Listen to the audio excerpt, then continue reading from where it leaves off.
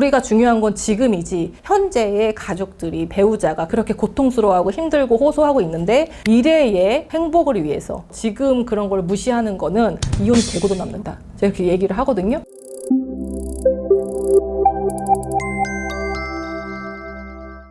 안녕하세요. 이혼 전문 박은주 변호사입니다. 오늘은요, 배우자랑 사는데 배우자 너무 사치가 심해. 우리의 형편에 맞지 않는 물건을 자꾸 막 들이고 해외 여행을 1년에 몇 번을 가야 되고 막 이런 사람들 있잖아요. 우리 형편에는 맞지는 않는데. 그 다음에 배우자가 짠돌이야. 막 너무 짠순이야. 돈 갖고 너무 막 쪼잔하게 굴고 막 너무 쫙. 이랬을 적에 어느 배우자랑 더 못 살 것 같아요? 짠돌이 짠순이의 기질 때문에 못 살겠다고 하는 사람들이 훨씬 많습니다. 이분들이 짠돌이 짠순이라고 하는 배우자들이 과연 돈을 못 버냐? 또 그렇지도 않아요. 소득도 괜찮아요. 상위 몇 프로 안에 드시는 분들이거든요. 평균보다는 좀 높게 버시는 분들이에요. 거기에서 이제 짠돌이 짠소리 기질이 나타나는 건데 3인 가족, 4인 가족 최저 생계비가 항상 우리가 나오잖아요. 최저 생계비가 얼마일 것 같아? 그게 24년도 기준으로 해가지고요. 3인 가족, 부부와 아이가 하나 있다. 그럼 280만 원이고요. 4인 가족이 되면요. 340만 원이 넘어버려요. 그러니까 정말 고물가 시대에 우리가 살고 있는 거죠.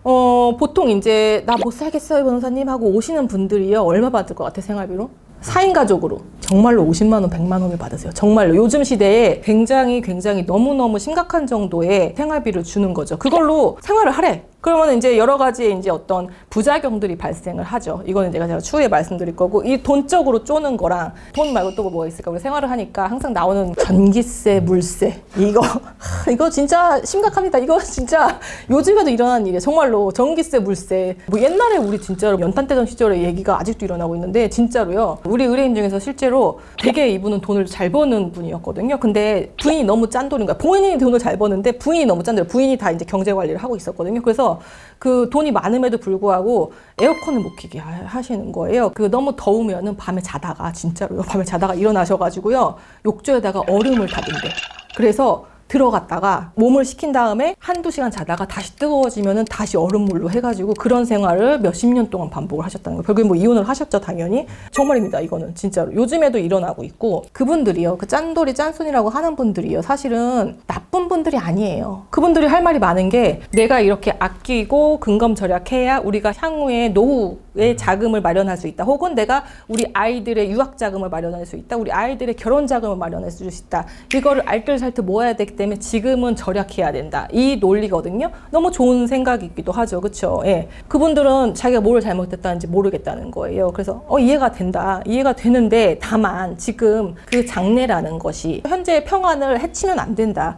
우리가 중요한 건 지금이지 10년 뒤, 20년 뒤, 30년 뒤가 아니다. 그 이후에 어떻게 될지 모르는, 우리 참, 내가 항상 얘기하잖아. 우리는 내일 죽을 줄 모르는데 현재의 가족들이, 배우자가, 자식들이 그렇게 고통스러워하고 힘들고 호소하고 있는데 미래의 행복을 위해서 지금 그런 걸 무시하는 거는 이혼이 되고도 남는다. 제가 이렇게 얘기를 하거든요. 그런 분들이 이제 이혼 소송 중에 이혼을 대부분 많이 거부를 하세요. 사실은 왜냐면은 본인이 우리의 가정을 잘 살기 위해서 그렇게 막 이렇게 짠돌이 짠순이 짓을 한 거잖아요. 가족을 사랑하는 마음이 되게 크거든요, 사실은. 그러니까 이분들은 이혼 소송을 당했을 때 충격을 받게 되죠. 그런 분들이 다시 이제 관계를 회복하거나 이렇게 할 수 있는 방법은 있어요. 어떤 거냐면 경제권을 다 배우자한테 넘기고 배우자가 할 수 있는 숨통을 좀 틔워주는 거예요. 근데 그분들이요, 400씩 500씩 달라고 하시는 거 아니거든요.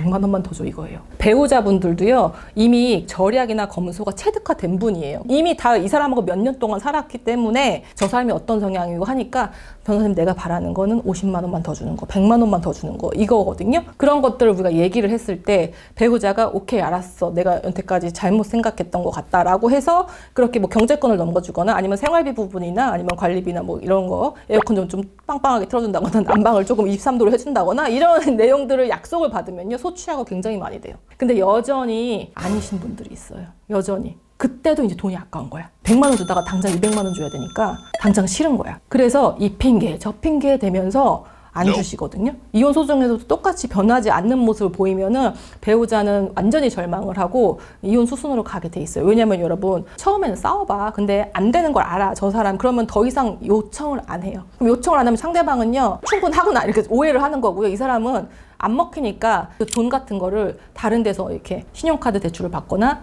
생활비 빵꾸난 걸 메우기 위해서 몰래 이제 계속 채무를 발생시켜서 나중에 빵 터지는 경우가 있어요. 정말 많습니다. 이렇게 큰 사단이 나는 경우가 있고, 또 이제 본인도 이제 어린아이들 막 키우면서도 알바 뛰고 막 해가지고 얼마라도 단돈 벌어가지고 새벽에 주말에 막 일을 하면서 아르바이트를 하고, 그래서 생활비를 막 조달을 하니까 얼마나 사실은 힘들어요, 생활이. 예. 우리가 또 쿠팡까지 떴는데도 모자라. 그럼 또 어떻게 하냐? 그럼 집에 있는 물건들을 갖다 팝니다. 중고 거래들이 활성화돼 있잖아요. 내가 필요 없는 것들을 정리를 해가지고 그거를 또 몇천 원씩 모아가지고 또 그거를 또 생활비에 보태는 분들이요, 정말 많아요. 또 배우자 입장에서는 필요 없는 물건 그냥 처분해가지고 또 파나 보다, 그런 게 별로, 그러니까 되게 심각성을 못 느끼는 거죠. 그래서 이런 것들이 소송 과정에서 나오게 되면은 미래가 중요한 게 아니구나, 이러다가 내가 배우자나 가족을 잃게 될 수도 있겠구나라고 해서 뭔가 깨달으시는 분들도 있고, 아니야, 여전히 그냥 자린고비처럼 아니야 너네가 잘못 생각한 거고 내가 맞아라고 하시는 분들은 끝끝내 이제 이혼이 되겠죠. 왜냐하면 배우자 입장에서는요, 이혼이 더 나을 수 있는 게, 상대방이 소득이 낮지 않다고 했잖아요. 애 둘 키워. 그러면 양육비 200씩 받아. 50씩 받던 사람이 양육비 200씩 받아. 예전보다 훨씬 더 나은 삶을 살 수 있어요. 그러니까 안 할 이유가 없는 거야, 이런 상태에서는. 물론 뭐 양육비에 언제든지 변경 가능해요. 증감 가능할 수 있지만 이런 사정들이 있으니까 사실은 내가 경험한 걸로 봐서는 일종의 어떤 생존? 존엄성의 문제라고나 할까? 우리가 에어컨 없이 살 수 있죠. 다만 괴롭게 사는 거잖아요. 그러니까 인간의 존엄함을 이제 뭔가 좀 내려놓고 포기하고 살아야 되는데, 그거에서 오는 약간 비참함이나 이런 것들이 굉장히 크고, 그게 이혼에 굉장히 큰 동기가 된다. 그래서 이런 사연들이 굉장히 많고, 아직도 이런 걸로 많이 고통을 겪고 계신 분들이 많아. 정말 많습니다. 양방 다 이해는 됩니다만 중간선상에서 잘 조율을 해서 개선해 나가는 게 제일 좋겠죠. 오늘은 이렇게 좀 얘기를 해봤습니다. 재밌죠? 네. 우리 PD는 아버지가 어렸을 적에 막 그래서 집을 나와서 지금 혼자서 난방을 빵빵하게 25도씩 해놓고, 이제 한겨울에 반팔과 반바지를 입고, 여름에는 거위털 이불을 덮고 에어컨을 18도로 해놓고 자고 너무 이렇게 행복한 표정을 지으면서 오늘 영상이 유익하셨다면요, 구독과 좋아요 눌러주세요. 안녕.